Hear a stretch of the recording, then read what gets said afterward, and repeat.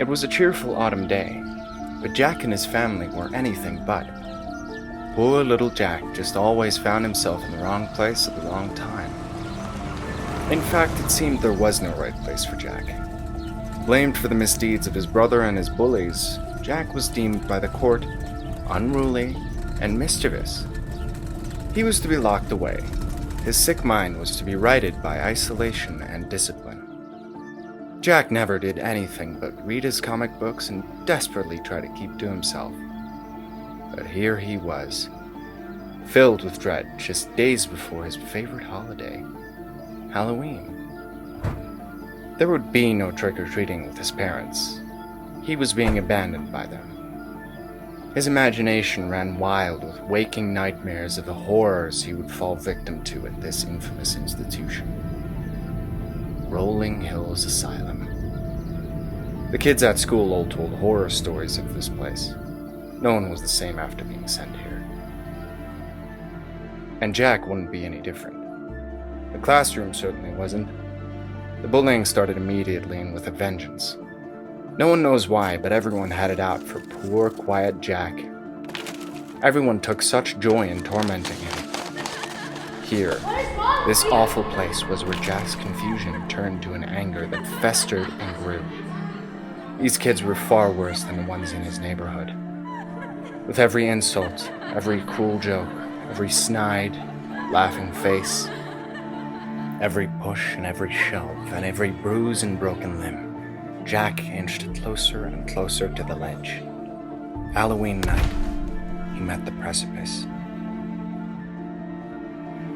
Stuck doing his laundry as penance for another misplaced punishment, the worst of the bullies, Jill, ambushed him with her cronies, burning his face in scalding water. A smirk smeared across hers, scarring him permanently.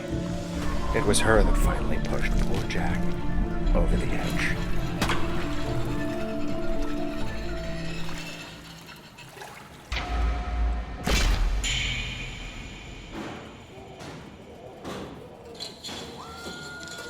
Solitary confinement only worked for so long. Jack was clever and patient.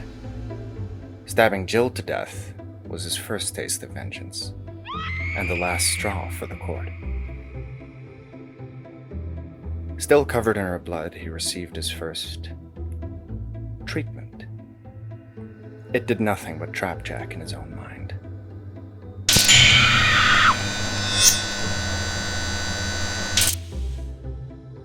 Every shock drove him deeper into the rabbit hole. Every jolt increased the speed at which he tumbled down that icy black cliff. Jack hurtled into the dark abyss in his mind. Yet the doctor saw his treatment as a great success. Though inside a storm raged, outside he was now sedated. He was now manageable. They thought him no longer a threat. His outbursts ceased. But Jack was simply waiting, biding his time, playing nice. He was content to wait years behind that mask until the world was ready for Jack to taste vengeance once more. His parents had long since stopped visiting. They couldn't bear the sight of their murderous son and his horrid visage.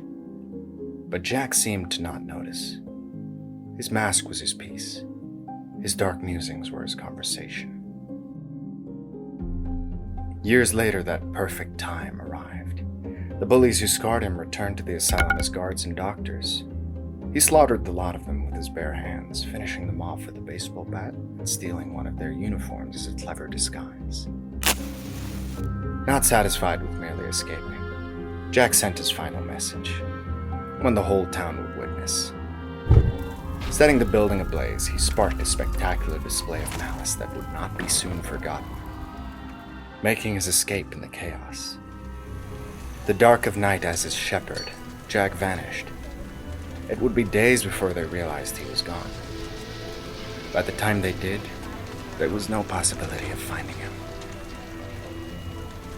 Some say he died in the fire. Others retell rumors of sightings and leads.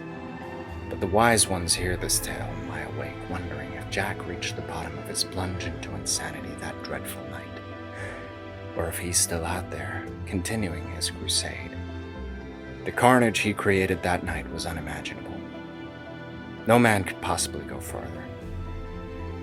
Could they?